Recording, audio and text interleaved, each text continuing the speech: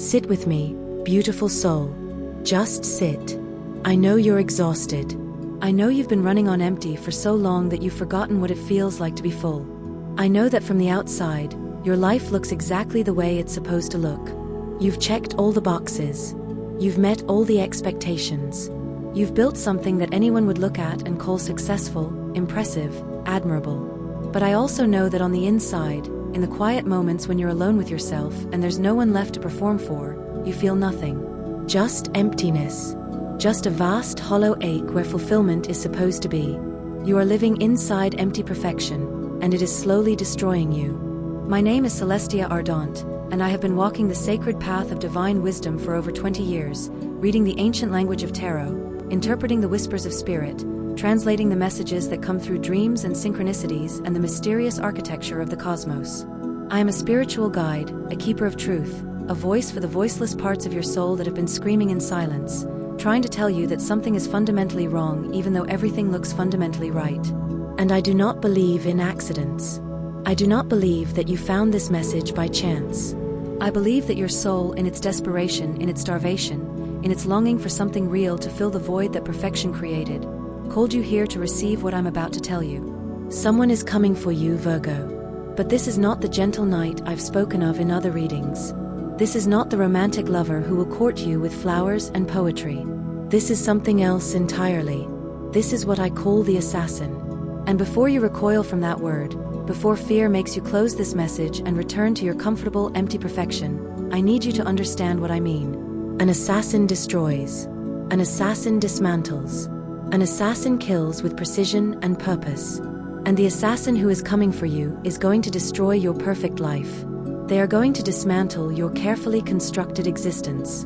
They are going to kill the version of yourself you've been presenting to the world so that something real, something alive, something that actually fills the void can finally be born. You need them. You have been dying slowly inside your perfection, and you need someone to come in and shatter it before there's nothing left of you to save. Before I tell you what the cards revealed about this person, about this void, about why your perfect life feels like a beautiful prison, I need you to do something. I need you to write your name in the comments below. Just your first name. Because when you do that, you are making a declaration. You are saying, I am ready to admit that my perfection is empty. I am ready to let someone see the void. I am ready to be dismantled so I can be rebuilt into something that actually feels alive. And tonight, when the moon reaches its peak and the veil between worlds grows thin, I will light black candles for transformation and white candles for protection. I will speak every name written below into the smoke and ask the universe to prepare you for the assassin's arrival. I will ask that you have the courage to let your perfect life be destroyed. I will ask that you trust the void is not the end but the beginning. I will ask that when the assassin comes and begins their work of dismantling everything you've built, you recognize it as an act of love, not destruction. Your name will be woven into a prayer circle that connects you to thousands of other Virgos who are also living inside empty perfection, who are also starving in the midst of plenty, who are also ready to let it all fall apart so something real can finally emerge. Write your name below. Admit the emptiness. Prepare for the assassin. Now let me tell you what happened when I sat down to read for Virgo this week. I had been feeling your collective energy for days, this strange, dissonant vibration that I couldn't quite understand at first. From the outside, when I tuned into the Virgo energy field, everything looked fine. Everything looked successful, organized, under control. But underneath that polished surface, I felt something that made my heart ache. I felt starvation. I felt hollowness. I felt souls screaming silently inside bodies that were going through all the right motions but feeling none of the right things. So I prepared my sacred space with unusual intention. I knew this reading was going to be difficult, that it was going to reveal uncomfortable truths, that it was going to ask Virgo to look at things they've been desperately trying not to see. I cleansed with white sage and then with copal, layering protection upon protection because I knew we were going to touch some deep, tender places. I called to my guides, my ancestors, and specifically the energy of Saturn, the great teacher, the one who shows us where our structures have become prisons, where our discipline has become dysfunction, where our pursuit of perfection has led us away from our humanity. I shuffled my deck slowly, reverently, and asked, show me the void inside Virgo's perfection. Show me why they feel so empty when everything looks so full. Show me the assassin who is coming to fill this space. And show me why this destruction is the only path to salvation. The first card that fell from my hands landed with such weight that I actually heard it hit my altar. It was the Four of Pentacles, and the moment I saw it, everything made sense. The Four of Pentacles shows a figure clutching coins tightly to their chest, sitting rigidly, holding on with desperate control. This figure has achieved something. They have accumulated something. They have built something. But they cannot enjoy it. They cannot relax into it. They cannot let it nourish them because they're too busy protecting it, defending it, making sure nothing disturbs the perfect order they've created. This is you, Virgo. This is your empty perfection. You have worked so hard to build your life. You have sacrificed so much to achieve what you've achieved. You have been so disciplined, so responsible, so relentlessly competent. And now you have it. The good job. The nice home. The respectable reputation. The life that looks exactly like success is supposed to look. But you cannot enjoy any of it because you're too busy holding it all together. You're too busy maintaining it. You're too busy making sure nothing slips, nothing falls, nothing reveals that underneath all this perfection is a person who is barely breathing, barely feeling, barely alive. The Four of Pentacles is about control that has become strangling. It's about security that has become a cage. It's about achievement that has become a burden. You thought that if you just worked hard enough, if you just did everything right, if you just built the perfect life, then you would finally feel good. Finally feel satisfied. Finally feel like you'd made it. But instead, you feel nothing. Or worse than nothing. You feel trapped inside your own success, unable to enjoy it, unable to relax, unable to let go of the death grip you have on everything you've built because some part of you knows that the moment you relax, the moment you stop performing perfection, the whole thing might fall apart and reveal that there was nothing real underneath it all along. I pulled the second card, and it was the Ten of Cups reversed. My heart broke when I saw this because the Ten of Cups upright is the happily ever after card. It's emotional fulfillment, family bliss, the joy of genuine connection and love. But reversed, it represents the opposite. It represents the family that looks perfect in photos, but feels empty in reality. It represents the relationship that checks all the boxes, but lacks actual intimacy. It represents having everything you thought you wanted and realizing it doesn't fill the void. This card is showing me that part of your empty perfection involves relationships that are more performance than connection. Maybe you're in a relationship that looks good on paper, but doesn't touch your soul. Maybe you have friendships that are pleasant, but superficial. Maybe you have family dynamics that are polite, but not genuine. You've surrounded yourself with people, but you're profoundly lonely. You're never alone, but you're always isolated because no one really knows you. No one sees the void. No one understands that you're starving even though you're sitting at a table full of food. The Ten of Cups reversed is telling me that you've been performing happiness. You've been presenting an image of fulfillment. You've been telling everyone, including yourself, that you're fine, everything is great, you have nothing to complain about. But late at night, when you're alone in the dark, you know the truth. You know that something essential is missing. You know that you've built a life that looks beautiful but feels hollow. You know that you are dying inside your perfection, and you don't know how to fix it without admitting that everything you've worked so hard to build isn't actually working. The third card I pulled made my entire body tense with recognition. It was the Devil card, and I knew immediately that this was the card of the void itself. The Devil represents bondage, addiction, attachment to things that slowly poison us. But it also represents something more subtle and more insidious. The Devil represents the golden cage. The Devil represents being imprisoned by the very things we thought would set us free. The Devil represents choosing security over soul, comfort over authenticity, appearance over reality, and then waking up one day to realize we've sold our vitality for stability and we can't remember who we were before we made that trade. The void inside your perfection is a devil-shaped void. It's the space where your authentic self used to be before you sacrificed it on the altar of achievement. It's the emptiness that forms when you spend years, maybe decades, doing what you're supposed to do instead of what you actually want to do. It's the hollow ache that develops when you've been so focused on looking good, being good, doing good that you've completely lost touch with what feels good, what brings you joy, what makes you feel alive. And here's what the Devil card is showing me about your specific situation. You're not being held prisoner by external forces. You're not being forced to live this way by some cruel authority figure or impossible circumstance. You are holding the keys to your own chains. You are maintaining your own prison. You are choosing this empty perfection every single day because some part of you believes that this is what success looks like, This is what being an adult means. This is what responsible people do. They sacrifice joy for security. They trade vitality for respectability. They give up the messy, wild, authentic parts of themselves in exchange for a life that looks good in photographs but feels dead in reality. Let me pull more cards because I need to understand how this void formed. When you made the trade, when you decided that perfection was more important than passion, that achievement was more valuable than aliveness. The Eight of Pentacles appeared, and this gave me such insight. The Eight of Pentacles shows a craftsman working diligently, repetitively, perfecting their skill through endless practice. This is mastery. This is dedication. This is the discipline required to become truly excellent at something. And this is where your empty perfection began. It began with virtue. It began with admirable qualities. It began with your natural Virgo inclination toward excellence, toward mastery, toward doing things right. You saw that when you worked hard, you got results. You saw that when you were disciplined, you succeeded. You saw that when you met expectations and followed rules and did what you were supposed to do, you were rewarded with approval, with achievement, with advancement. And so you kept doing it. You kept working.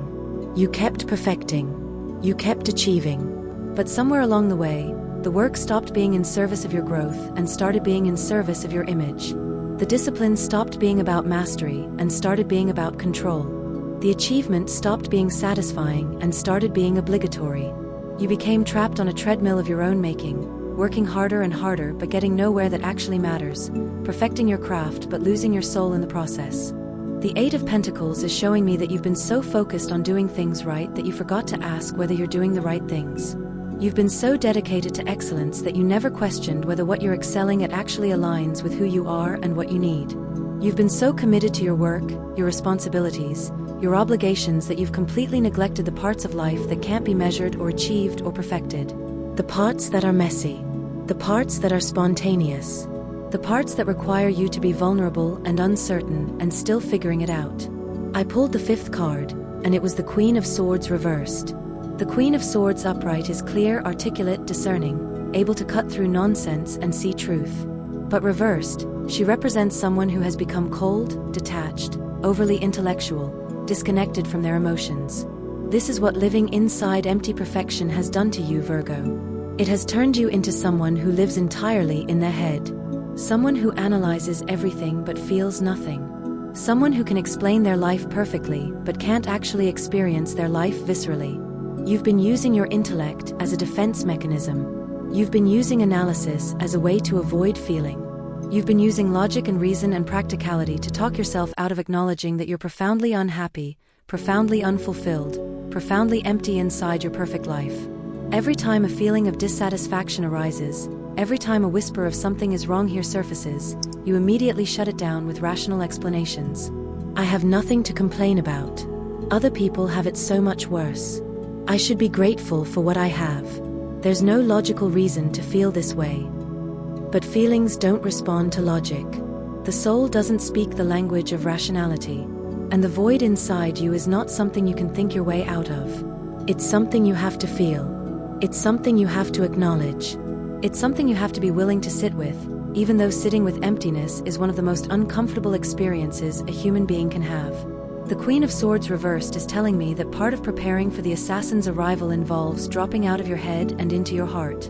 It involves allowing yourself to feel what you've been avoiding feeling. It involves admitting that you're not fine, everything is not great, and you do have something to complain about even though your life looks perfect on paper.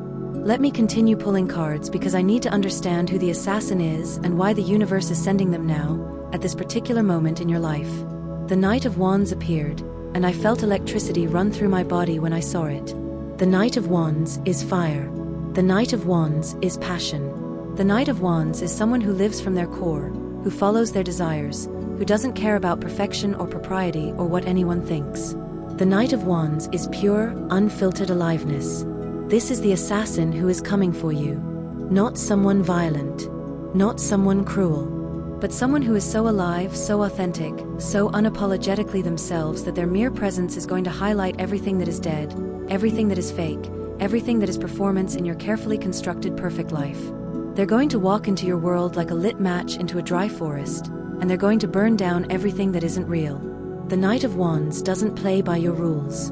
They don't care about your schedules, your plans, your need for control and predictability. They live spontaneously. They follow impulse. They chase what excites them without needing to justify it or make it make sense or ensure that it's the responsible choice. And when you encounter this energy, when you come face to face with someone who is so fully alive while you are barely breathing inside your empty perfection, it's going to be like looking in a mirror and seeing not your reflection but the ghost of who you used to be before you traded your fire for respectability. This is why I call them the assassin. Because they are going to kill the version of you that has been performing perfection. Not through criticism or judgment or telling you that you're doing life wrong, but simply by being so authentically, vibrantly alive that you can no longer pretend that your perfect, controlled, disciplined existence is actually fulfilling. You're going to look at them and think, how are they so free? How are they so happy? How do they have permission to live like that? And then, if you're brave enough, you're going to realize that they don't have permission from anyone. They simply gave themselves permission. And you can too. I pulled more cards because I needed to understand what specifically this person is going to dismantle in your life. The Tower card appeared, and I actually had to take a deep breath before I could continue because the Tower next to the Knight of Wands is intense energy. The Tower is sudden upheaval. The Tower is structures collapsing. The Tower is everything you thought was solid revealing itself to be built on false foundations. The Tower is the moment when you can no longer maintain the illusion, when the mask cracks, when the perfect facade crumbles and exposes the emptiness underneath. The assassin is going to be your Tower moment. They are going to ask questions you don't have prepared answers for. They're going to invite you into experiences that don't fit your perfect life. They're going to look at your carefully organized existence and say, but are you happy? But does this fulfill you? But is this what you actually want? And you're not going to be able to lie to them the way you've been lying to everyone else, the way you've been lying to yourself. Their presence is going to destabilize everything. Your perfect routine is going to feel suffocating. Your accomplishments are going to feel meaningless. Your relationships are going to feel hollow. Your entire life is going to suddenly be revealed for what it is, a beautiful empty performance that you've been trapped inside for years. And this is going to be terrifying. The Tower always is. But here's what you need to understand. The Tower only destroys what was built on lies. The Tower only collapses structures that were never meant to stand. Your empty perfection has to fall so that something real can be built in its place. Your false self has to be assassinated so that your true self can finally breathe. The seventh card I pulled was the Ace of Cups, and this is where the reading shifted from darkness into hope. The Ace of Cups is new emotional beginnings. It's the heart opening after being closed. It's feeling after being numb. It's connection after isolation. It's the void finally being filled with something real. After the assassin dismantles your empty perfection, after the Tower brings down the structures that were strangling you, the Ace of Cups promises that you're going to feel again. You're going to remember what it's like to want something because you actually want it, not because you should want it. You're going to experience joy that isn't performed or manufactured or carefully curated for social media. You're going to know the difference between looking happy and being happy. You're going to understand that fulfillment doesn't come from achievement or perfection or meeting everyone's expectations. It comes from being real, from being authentic, from allowing yourself to be messy and uncertain and still figuring it out. The Ace of Cups is the assassin's gift to you. After they destroy your perfect life, after they kill your false self, they're going to show you what it means to be filled, to be nourished. To have your void touched by something that actually satisfies rather than just decorates the emptiness. This person is going to love you in a way that demands you be real. They're not going to love your achievements or your image or your perfect persona. They're going to love the actual you underneath all of that. The you who is uncertain and afraid and doesn't have it all figured out. The you who is messy and imperfect and still becoming. The you who exists in the void and needs someone to see you there and love you there rather than waiting for you to climb out and present something more palatable. Let me pull more cards to understand what this relationship is going to look like and what it's going to require from you. The Two of Cups appeared, and this is the soulmate card, the card of deep, authentic, mutual recognition. But what's significant is that it appeared after Death and Tower and Ace of Cups. This is telling me that real love, real connection, real fulfillment, it can't come into your life while you're still maintaining the empty perfection. The void has to be acknowledged. The false structures have to fall. The assassin has to do their work of dismantling before the Two of Cups can manifest. You cannot have authentic connection while you're still performing. You cannot have real love while you're still hiding. You cannot have a relationship that fills the void while you're still pretending the void doesn't exist. The assassin is going to force you to be real, and only from that place of realness can genuine love emerge. The Two of Cups is showing me that this person doesn't just want to date you or be in a relationship with you. They want to know you. They want to see you. They want to connect with the actual human being underneath the perfect image.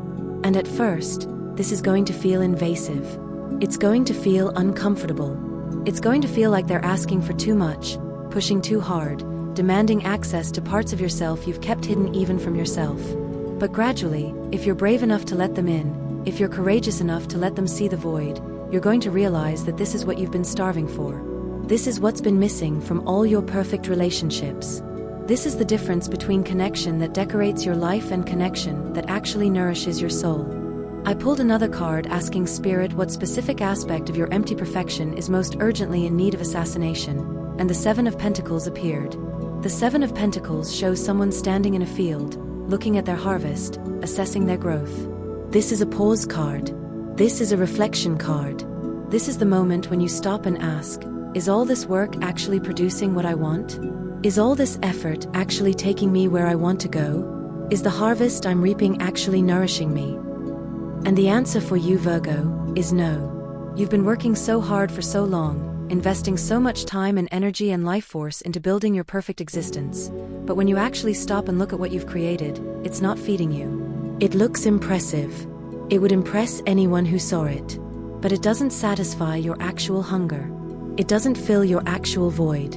The Seven of Pentacles is telling me that the assassin is going to force you to pause and reassess everything. They're going to make you question whether the path you're on is actually leading anywhere you want to go. They're going to make you wonder if maybe you've been investing in the wrong things, working toward the wrong goals, building a life that serves your image but starves your soul. And this questioning is going to feel like betrayal at first. It's going to feel like everything you've worked for was meaningless. It's going to feel like all those years of discipline and sacrifice and doing the right thing were wasted. But they weren't wasted. They were preparation. They taught you what you needed to learn. And now you're ready for the next lesson, which is that success means nothing if it's not aligned with your actual self, if it doesn't feed your actual soul, if it leaves you empty inside your perfection. The ninth card was the Hermit reversed, and this gave me such clarity about the nature of your void. The Hermit upright is about intentional solitude, about withdrawing to find inner wisdom. But reversed, the Hermit represents loneliness masquerading as self-sufficiency. It represents isolation that you've convinced yourself is strength.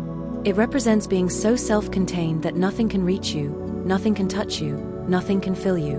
Part of your empty perfection involves emotional isolation. You've been so focused on being independent, on not needing anyone, on being self-sufficient and capable and never asking for help, that you've built walls around your heart that nothing can penetrate. You pride yourself on being the person others lean on, the person who has it together, the person who doesn't need what other people need. But underneath that pride is profound loneliness. Underneath that self-sufficiency is a void shaped like connection that you've been starving to fill, but don't know how because you've forgotten how to let people in. The Hermit reversed is telling me that the assassin is going to refuse to be kept at arm's length. They're going to scale your walls. They're going to find the cracks in your defenses. They're going to insist on being let in even when every instinct you have is screaming at you to push them away, to protect yourself, to maintain your isolation, because at least in isolation you're safe from disappointment, from vulnerability, from the risk of being seen and rejected. But isolation is also keeping you safe from fulfillment, from nourishment, from having your void actually filled instead of just being carefully decorated and hidden from view. Let me pull more cards because I can feel there are deeper layers to this that need to be revealed. The Five of Pentacles appeared, and I felt my heart clench when I saw it. The Five of Pentacles shows figures in the snow, cold and hungry, walking past a lit church window. This is the card of spiritual poverty in the midst of material plenty. This is having everything you need, but feeling like you have nothing. This is being surrounded by resources, but unable to access the nourishment you're actually starving for. This is your void, Virgo. This is why your perfection feels so empty. You have achieved so much. You have built so much. You have accomplished things that would make most people envious. But none of it is touching the deep hunger inside you. None of it is filling the spiritual emptiness. You're standing in the snow of your own soul, starving, while behind you is a lit window full of warmth and nourishment that you can't access because you're too busy walking forward, too busy achieving, too busy maintaining your perfect trajectory to turn around and actually receive what you need. The Five of Pentacles is telling me that part of what the assassin is going to do is stop you in your tracks. They're going to grab your shoulders and turn you around and say, look, the nourishment you're seeking is right here. It's been here all along. But you've been too busy performing to notice it. You've been too focused on the destination to see that you're walking right past what you actually need. And what you actually need is not more achievement, not more perfection, not more control or discipline or doing things right. What you actually need is warmth, connection, permission to be human, permission to be imperfect, permission to stop performing and just be. I pulled the 11th card, and it was the Star, and I felt tears prick my eyes because the Star is hope after devastation. The Star appears after the Tower. The Star says, yes, everything fell apart. Yes, it was terrifying. Yes, you didn't know if you would survive it. But look what's possible now. Look at the healing that can happen now. Look at the authenticity that can emerge now that the false structures are no longer in the way. After the assassin destroys your empty perfection, after everything you've carefully built comes crashing down, after you're standing in the rubble of your perfect life not knowing who you are anymore or what comes next, the Star promises that this is not the end. This is the beginning. This is when real healing can finally happen. This is when you can finally build something authentic instead of something impressive. This is when you can finally fill the void with something real instead of just decorating it with achievements that look good but feel hollow. The Star is telling me that the assassin is not your destruction. The assassin is your salvation. They're the catalyst for a transformation you desperately need but would never initiate on your own because the fear of losing your perfect life, even though it's killing you, is greater than your faith that something better exists on the other side of letting it go. Let me pull a final set of cards to understand what you need to do to prepare for the assassin's arrival and how to survive the destruction they're going to bring. The Strength card appeared, and strength is not about force or aggression. Strength is about courage in the face of fear. Strength is about staying open even when every instinct tells you to close. Strength is about allowing yourself to be vulnerable even though vulnerability feels like death to someone who has built their entire identity around being strong, capable, and self-sufficient. The Strength card is telling you that when the assassin arrives and begins dismantling your empty perfection, you're going to need a different kind of strength than you're used to. Not the strength to maintain control. Not the strength to hold everything together. Not the strength to keep performing no matter how exhausted you are. But the strength to let go. The strength to fall apart. The strength to admit that you've been dying inside your perfection and you need help and you don't have it all figured out and you're terrified of what happens next. This is the most difficult kind of strength there is. And you're going to need all of it. The final card I pulled was Judgment, and Judgment is about reckoning, about facing truth, about being called to account for the choices you've made and the life you've built. When the assassin arrives, Judgment says, you're going to have to look honestly at your life and ask yourself some very difficult questions. Why did you choose perfection over passion? Why did you choose image over authenticity? Why did you build a life that looks so good but feels so empty? What were you trying to prove? Who were you trying to impress? What were you so afraid would happen if you weren't perfect? And the answers to those questions might be painful. They might reveal wounds you didn't know you had. They might expose fears you've been running from your entire life. But Judgment says that this reckoning is necessary. This honesty is required. You cannot fill the void until you're willing to look directly at it, to understand how it formed, to take responsibility for the choices that created it. Judgment is also about rebirth. It's about the old self dying so a new self can emerge. After the assassin assassinates your empty perfection, after you've faced the truth about why you built it in the first place, Judgment promises that you get to choose who you become next. You get to build a new life from the rubble of the old one. You get to create something that actually aligns with your soul instead of just looking good on the surface.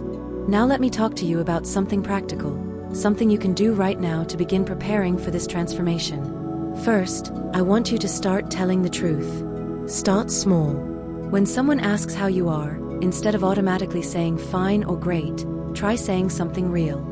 I'm actually really tired. I'm feeling overwhelmed. I don't know honestly. Practice admitting that you don't have it all together, that you're not always fine, that behind the perfect facade is a human being who is struggling. Second, I want you to do something imperfect on purpose. Make a mess.